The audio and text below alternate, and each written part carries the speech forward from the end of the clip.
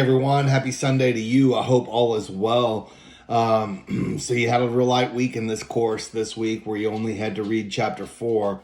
I hope you're working ahead in this course. That's the ideal thing. This week you have chapter 5 and a DB number 3. Remember to follow all your guidelines. They're listed in the syllabus video. Also, they're listed in the weekly course modules.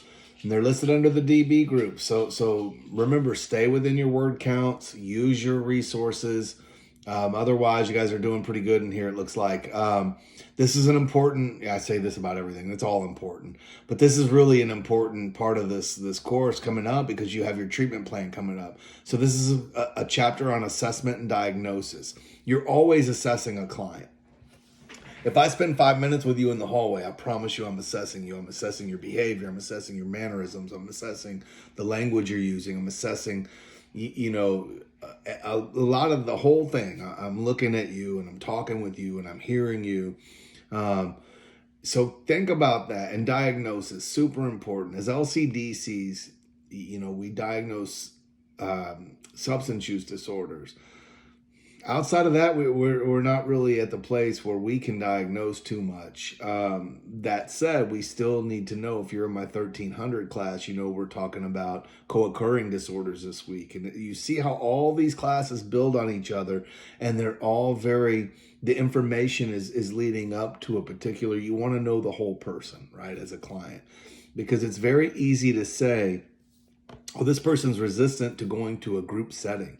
Well, what if they really truly do have a social anxiety disorder or an anxiety disorder of some kind or a major depressive disorder of some kind and can't get there, right? So what if that happens? I'm sorry, my wife's coming in with the dogs. It's about to get very loud. But that said, you have to be careful with labeling people resistant. And you really, this should just go to show how you really need to treat people individually. So this week you have your DB on assessments and diagnosis. Next week, week 7, is treatment plan and treatment settings.